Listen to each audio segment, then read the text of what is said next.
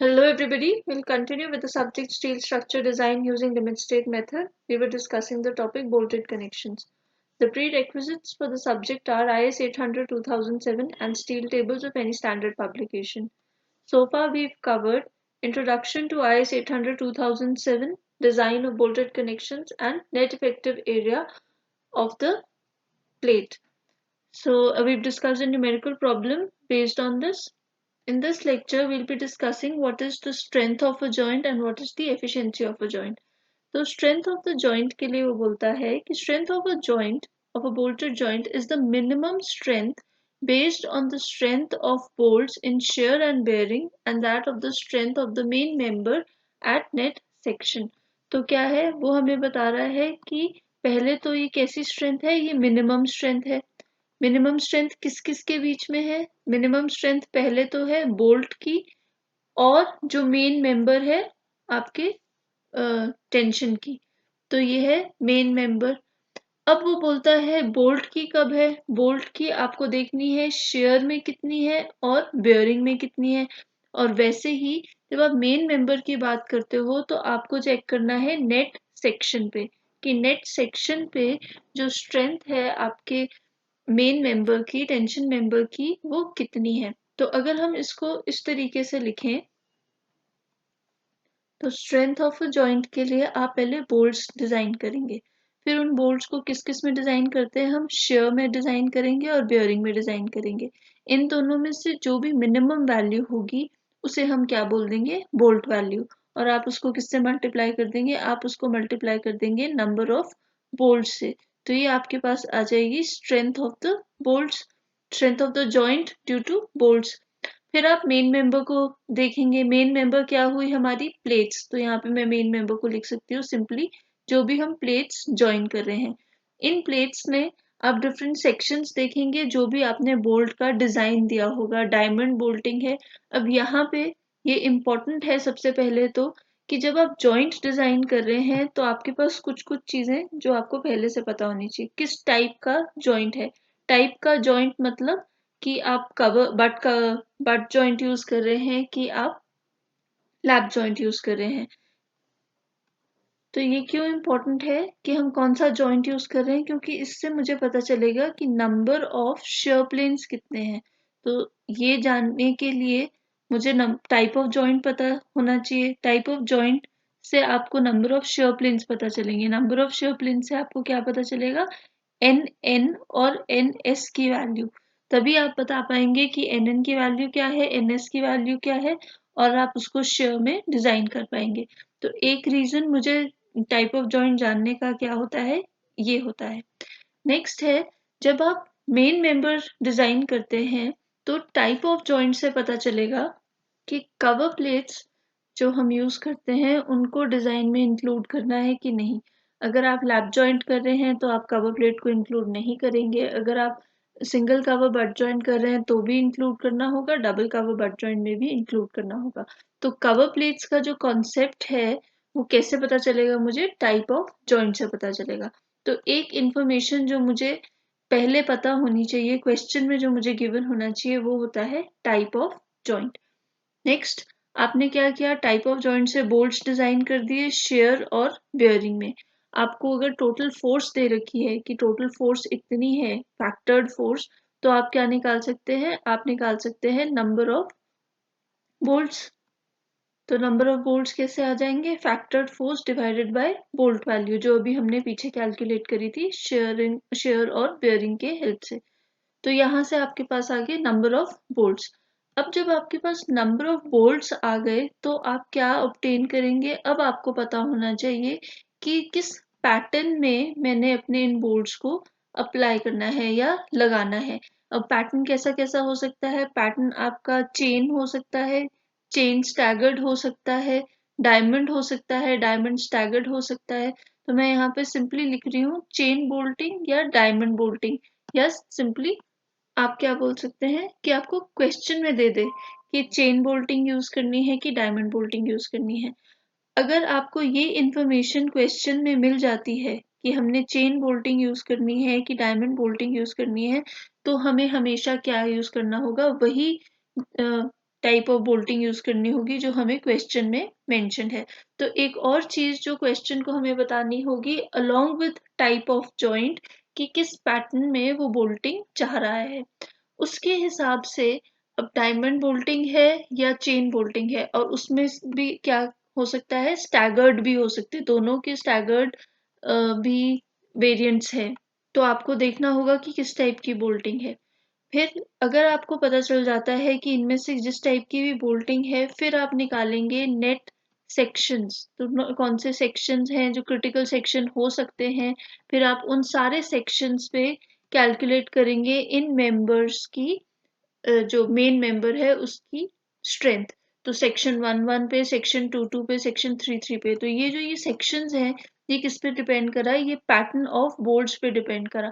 क्योंकि जैसे आप पैटर्न ऑफ बोल्ट्स चेंज कर देते हैं, वैसे ही आपके जो क्रिटिकल सेक्शंस बन सकते हैं, या जो भी सेक्शंस हमने टेस्ट करने हैं, वो भी क्या हो जाएंगे, बदल जाएंगे। तो आपको क्वेश्चन में क्या इंपॉर्टेंट है, सबसे पहले तो ये प्रोसीजर है क्वेश्चन का।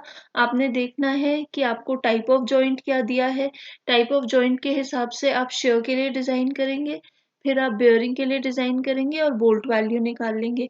फिर फैक्टर्ड लोड यूज करके आप क्या करेंगे, नंबर ऑफ बोल्ट्स कैलकुलेट कर लेंगे। नंबर ऑफ बोल्ट्स जब कैलकुलेट हो गए तो आप क्या डिसाइड करेंगे, पैटर्न डिसाइड करेंगे। अगर तो आपको पैटर्न गिवन होगा तो वेल एंड गुड क्वेश्चन में, अगर पैटर्न नहीं गिवन है तो हम हमेशा ही किस पैटर्न पे जाएंगे, चेन बोल्टिंग पे जाएंगे, क्योंकि इसमें हमारे नंबर ऑफ केसेस जो बनते हैं वो कम बनते हैं, तो हमारा टाइम क्वेश्चन में कम लगेगा। तो ये हमेशा ही हम फॉलो करेंगे अगर क्वेश्चन हमें पैटर्न डिसाइड करके नहीं देता है। तो आपको पैटर्न डिसाइड करना होगा या फिर क्वेश्चन में गिवन होगा, उस पैटर्न के हिसाब से आप क्या देखेंगे, आप नेट सेक्शंस देखेंगे। और जब आपके पास नेट सेक्शंस आ जाएंगे तो आप हर सेक्शन पे वैल्यू कैलकुलेट करेंगे। उन वैल्यू में से जो लीस्ट वैल्यू होगी अलोंग विद द बोल्ट्स का जो पूरा स्ट्रेंथ आया है, तो आपके पास कौन कौन सी वैल्यू होगी, एक वैल्यू आपके पास bolt value into number of bolts हो गए। नेक्स्ट अगर हम माने 3 सेक्शन है तो नेक्स्ट होगी 1 1 सेक्शन पे वैल्यू, थर्ड हो गई 2 2 सेक्शन पे वैल्यू, और फोर्थ हो गई 3 3 सेक्शन पे वैल्यू। अब इन चारों वैल्यूज को आप कंपेयर करेंगे और इसमें से जो भी आपकी लीस्ट वैल्यू होगी वो क्या हो जाएगी, आपकी स्ट्रेंथ ऑफ द जॉइंट। इसके लिए हमने क्वेश्चन डिस्कस किया है, आप उस क्वेश्चन को रिफर कर सकते हैं। वैसे ही अब आता है एफिशिएंसी ऑफ अ जॉइंट। अब एफिशिएंसी की डेफिनेशन बोलती है, efficiency of a bolted joint also called as percentage strength of the joint. तो परसेंटेज स्ट्रेंथ भी बोला जा सकता है इसको। तो ये इंपॉर्टेंट है। और क्या कैसे पूछ सकता है आपको क्वेश्चन एफिशिएंसी का, कि हमें बताइए what is the percentage strength of the joint. तो percentage strength of the joint is simply efficiency is the ratio of the strength of the joint to the strength of the main member. तो joint की कितनी strength है divided by strength of the main member. तो अगर हम लिखें तो efficiency को मैं लिख सकती हूँ strength of the joint divided by strength of the main member.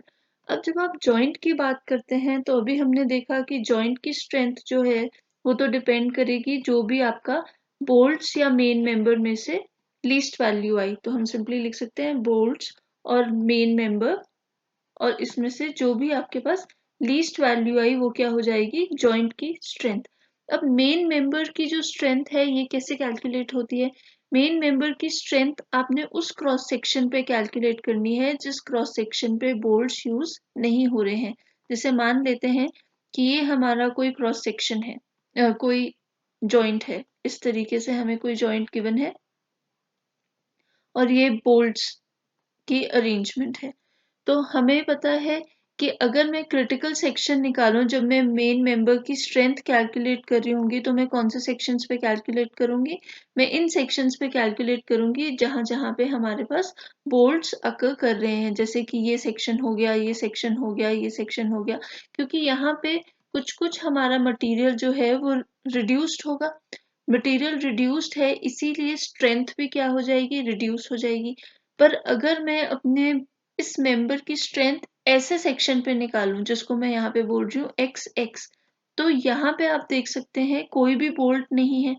कोई बोल्ट नहीं है मतलब जो मेंबर है वो अपनी फुल स्ट्रेंथ पे है। बोल्ट नहीं है तो मतलब बोल्ट होल नहीं है, बोल्ट होल नहीं है तो मतलब मटेरियल रिमूव नहीं किया गया है। तो स्ट्रेंथ क्या है, पूरी स्ट्रेंथ है इस पर्टिकुलर क्रॉस सेक्शन पे मेरे मेंबर की, तो उसको बोला जाता है strength of the main member. हम इसे ये भी बोल सकते हैं टोटल या strength of the solid plate. Solid plate मतलब ऐसी प्लेट जिसमें हमने कोई भी बोल्ट होल क्रिएट नहीं किया है। तो सिंपली एफिशिएंसी क्या होगी, आप जॉइंट की स्ट्रेंथ निकालें इस तरीके से, और सॉलिड प्लेट की स्ट्रेंथ कैसे निकलेगी, सॉलिड प्लेट की स्ट्रेंथ सिंपली हम क्लॉज 6.3.1 को यूज करते हैं, उसको स्लाइटली मॉडिफाई करते हैं। कैसे, 0.9 into F U into A क्या हो गया, B into T divided by gamma m1। A क्या है इस केस में, इसे हम बोलते हैं ए। ए है जो टोटल क्रॉस सेक्शनल एरिया है आपकी प्लेट का। तो total cross sectional area of plate without bolts. तो अपने प्लेट को कैसे लेना है, विदाउट बोल्ट्स लेना है। तो जब आप क्रॉस सेक्शन एक्स एक्स को देखेंगे तो आप देख रहे हैं कि ये पूरा क्रॉस सेक्शनल एरिया है, कितना है, कैसे निकालेंगे हम, इस प्लेट की कुछ थिकनेस होगी। अगर मैं ऐसे आपको शो करूं तो इस प्लेट की कुछ थिकनेस है और इस प्लेट की कुछ विड्थ है, तो विड्थ को हमने बोल दिया width is equal to B, और थिकनेस किसकी इक्वल होगी है, thickness is equal to T. तो इसका क्रॉस सेक्शनल एरिया कितना हो जाएगा, इसका क्रॉस सेक्शनल एरिया हो जाएगा एट सेक्शन एक्स एक्स जो भी बिना बोल्ट्स के है, तो that will be equal to B into T. तो यही बी इंटू टी मैंने यूज करा है सॉलिड प्लेट की स्ट्रेंथ कैलकुलेट करने को, और उसे हम क्या बोलते हैं, strength of the solid plate. ये फॉर्मूला है, क्लॉज है हमारा सिंपली 6.3.1, उसमें हम ए एन यूज करते हैं। ए एन क्यों यूज करते हैं, क्योंकि हम एट सेक्शन 1 यूज कर रहे हैं, मतलब हम उस सेक्शन को देख रहे हैं जहाँ पे बोल्ट्स हैं। पर जब आप सॉलिड प्लेट का देखेंगे तो आप कौन सा सेक्शन देखेंगे, सेक्शन विदाउट बोल्ट्स। तो ये इंपॉर्टेंट है कि सेक्शन कैसा है, विदाउट बोल्ट्स। अब एक और तरीका होता है एफिशिएंसी लिखने का, strength of the bolted joints per pitch length divided by strength of solid plate per pitch length। तो यहाँ पे सिर्फ उन्होंने क्या ऐड कर दिया है, per pitch length। तो उस केस में हम क्या देखते हैं, हम पिच लेंथ देखते हैं, उसमें देखते हैं कितने बोल्ट्स फॉल कर रहे हैं, और जो सारी कैलकुलेशंस हैं वो उसी के अकॉर्डिंग करते हैं। तो ये पर पिच लेंथ एक और फॉर्मूला है जो आप एफिशिएंसी कैलकुलेट करने के लिए यूज कर सकते हैं, बट ये हमारे लिए थोड़ा सा कॉम्प्लेक्स हो जाता है समझने के लिए, कैलकुलेशन के लिए, तो इसलिए हम इसी फॉर्मूले को यूज करते हैं। जस्ट इसमें क्या हो जाएगा, इनटू 100। तो यहाँ पे भी क्या हो जाएगा, into 100। So I hope this lecture was useful to you. I thank you and stay tuned for more.